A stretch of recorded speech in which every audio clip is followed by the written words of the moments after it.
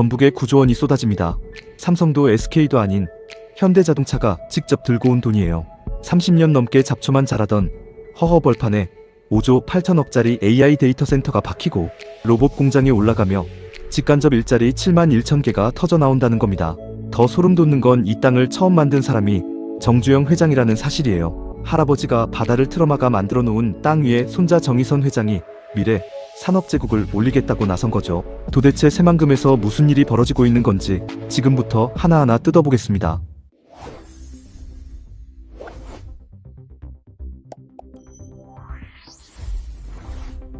전라북도 하면 떠오르는 이미지가 뭔가요?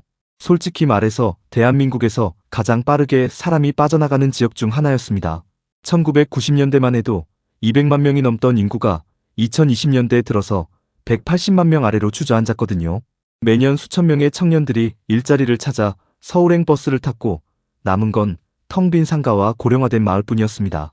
그런 전북에 하나 특이한 땅이 있었는데 바로 새만금 간척지입니다. 1991년 공사가 시작돼서 2010년에 완공된 세계 최장 33.9km짜리 방조제, 서울에서 수원까지 거리를 바다 위에 그대로 쌓아 올린 셈이에요. 이렇게 만들어진 땅이 서울 여의도 면적의 140배가 넘고 서울시 전체의 3분의 2에 해당하는 409제곱킬로미터라는 어마어마한 규모였습니다.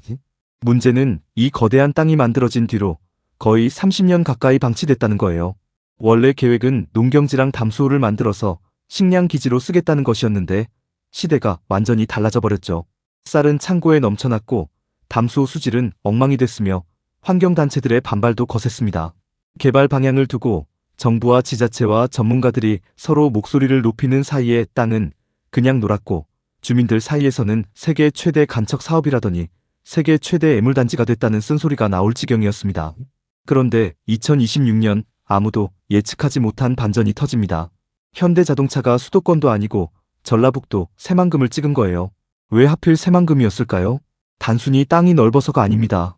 지금 전 세계 AI 업계가 가장 골머리를 앓고 있는 문제가 하나 있는데 바로 전력 부족이에요. 수도권만 봐도 반도체 공장과 데이터 센터들이 심각한 전력난에 허덕이고 있거든요.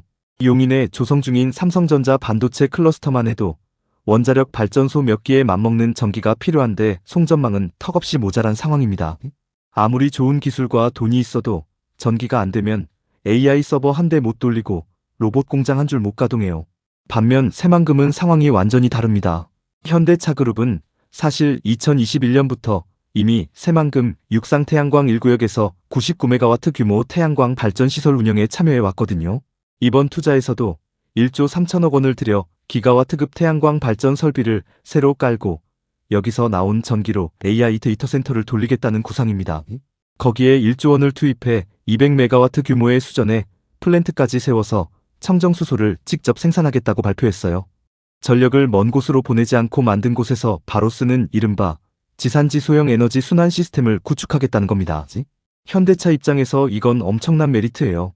요즘 글로벌 시장에서는 재생에너지로만 만든 전기를 100% 사용하겠다는 아리백 같은 국제 기준이 갈수록 중요해지고 있는데 이걸 못 맞추면 유럽이나 북미에서 수출 장벽에 부딪히거든요.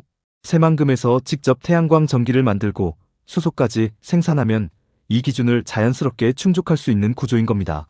거기에 공간까지 무한합니다. 자율주행차를 테스트하려면 수만 킬로미터를 달려야 하는데 서울에서는 시험 구간 잡기가 하늘의 별 따기예요. 새만금은 텅 빈 도로와 부지가 차고 넘치죠. 전력과 공간, AI 시대에 가장 절실한 두 가지 자원을 새만금이 동시에 갖고 있었던 셈입니다. 이 이야기에서 빠뜨리면 안 되는 게 있는데 새만금과 현대의 인연이에요. 1991년 정부가 세계 최대 간척 사업을 발표했을 때 그 공사를 맡은 건 정주영 회장의 현대건설이었습니다. 1970년대에 조선소 하나 없던 나라에서 영국은행을 설득해 차관을 끌어온 전설적인 인물이죠. 새만금도 쉽지 않았어요. 서해의 거센 조류가 콘크리트 블록을 집어삼킬 정도였는데 수년간의 시행착오 끝에 결국 33.9km 방조제를 완성해냈습니다. 그로부터 35년이 지난 2026년 손자인 정의선 회장이 그 땅에 다시 선 거예요. 다만 이번에 심으려는 건 벼가 아니라 인공지능과 로봇과 수소입니다. 2월 27일 군산 새만금 컨벤션 센터에서 열린 투자협약식에서 확정된 금액이 총 9조 원이에요. 지방의 단일 기업이 쏟아붓는 금액으로는 역대급 규모입니다. 이 돈이 구체적으로 어디에 쓰이는지 보면 새만금이 왜 천지개벽한다는 건지 감이 옵니다. 가장 큰 비중을 차지하는 게 AI 데이터 센터인데 여기에만 5조 8천억 원이 들어가요. 전체 투자액의 64%가 넘는 금액이 하나의 시설에 집중되는 거죠. GPU 5만 장급 초대형 연산 인프라를 단계적으로 구축해서 자율주행차 개발이나 스마트 팩토리 운영에 필요한 천문학적인 데이터를 처리하고 저장하겠다는 계획입니다. 그 다음이 로봇 제조 및 부품 클러스터예요. 여기에 4천억 원이 투입되는데 현대차가 인수한 보스턴 다이내믹스의 로봇들을 기억하시죠? 네 발로 걷는 로봇계 스팟이랑 두 발로 뛰는 휴머노이드 아틀라스요.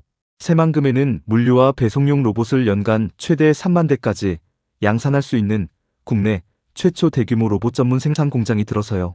중소기업 제품의 위탁 생산 기능까지 포함되어 있어서 로봇 산업 생태계 자체를 이곳에 만들겠다는 의도가 보입니다.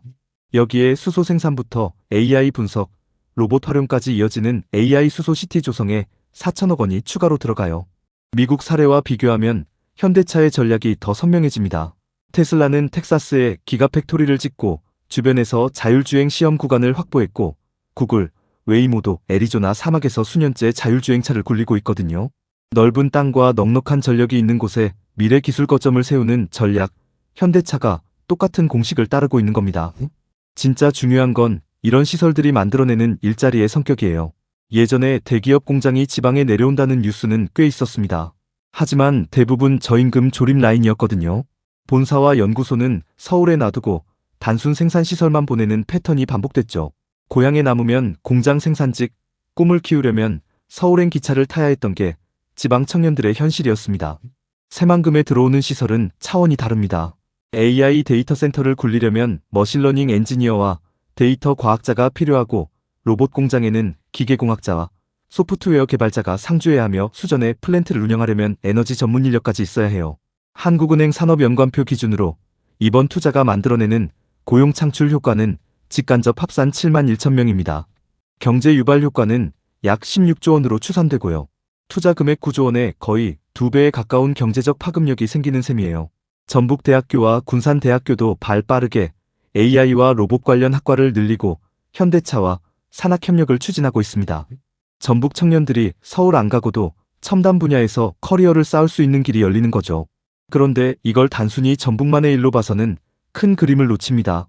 지금 전 세계에서 AI 패권을 놓고 전쟁이 벌어지고 있거든요. 일론 머스크의 xAI는 테네시주 멤피스에 세계 최대 규모 AI 슈퍼컴퓨터 단지를 짓고 있는데 한 도시의 전력망을 통째로 끌어다 쓸 정도의 스케일이에요. 마이크로소프트와 오픈AI는 수백억 달러를 들여 데이터 센터를 증설하고 있고 구글과 아마존도 마찬가지입니다.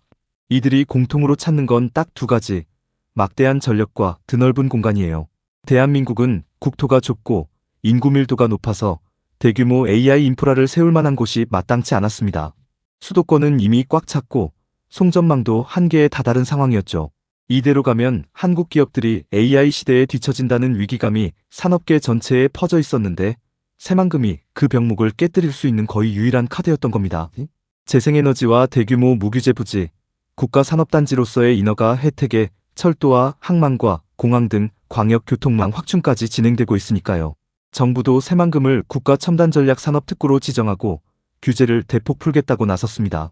투자협약식에 이재명 대통령이 직접 참석해서 현대차그룹의 혁신 역량과 풍부한 자원이 합쳐지면 새만금은 최적의 시너지를 발휘하는 기회의 땅이 될 것이라고 말한 것도 정부의 의지를 보여주는 대목이에요. 하지만 장밋빛 전망만 믿을 수는 없습니다. 반드시 넘어야 할 산이 남아있거든요.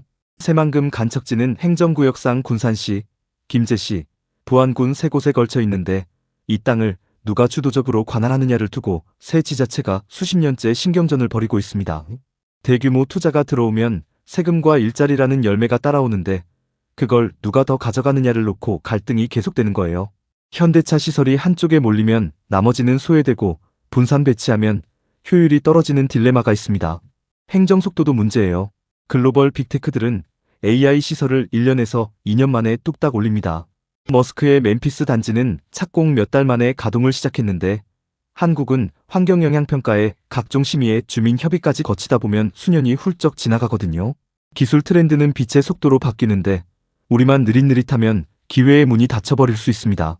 실제로 방조제 완공 뒤에도 개발 방향을 놓고 10년 넘게 말싸움만 하다가 땅을 놀린 전력이 있잖아요. 동남아 여러 나라들이 글로벌 기업 유치를 위해 파격적인 조건을 내밀고 있는 지금 같은 실수를 반복하면 9조 원짜리 기회가 통째로 날아갈 수 있습니다. 다행히 이번에는 정부가 꽤 적극적으로 움직이고 있어요. 국토교통부가 로봇과 수소 생태계 구축 및 광역교통 인프라 개선을 막고 과학기술정보통신부가 AI 데이터센터 기술 개발을 지원하며 산업통상부는 로봇 산업 육성 정책을, 기후에너지환경부는 안정적인 전력 공급 방안을 마련하기로 했습니다. 새만금개발청도 인허가, 간소화와 글로벌 협력기업 유치에 나서겠다고 밝혔고요. 5개 부처가 동시에 뒷받침하겠다고 나선 건 그만큼 이 프로젝트의 무게감이 크다는 뜻이에요. 정리하면 이렇습니다.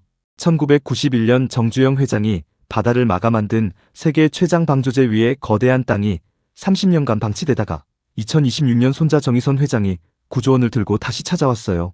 5조 8천억짜리 AI 데이터 센터, 연간 3만 대 규모의 로봇 공장, 200메가와트급 수준의 플랜트가 세워지고 직간접 7만 1천 개의 일자리와 16조 원의 경제 효과가 기대됩니다. 2027년 착공에서 2029년 완공이 목표인데 지자체 간 갈등과 느린 행정이라는 고질병을 못 고치면 또다시 허송세월할 수 있어요. 밥상은 완벽하게 차려졌고 이제 남은 건 숟가락을 드는 속도뿐입니다. 전북이 그리고 대한민국이 이번에는 제때 움직일 수 있을까요? 오늘 이야기 유용하셨다면 좋아요와 댓글 부탁드립니다.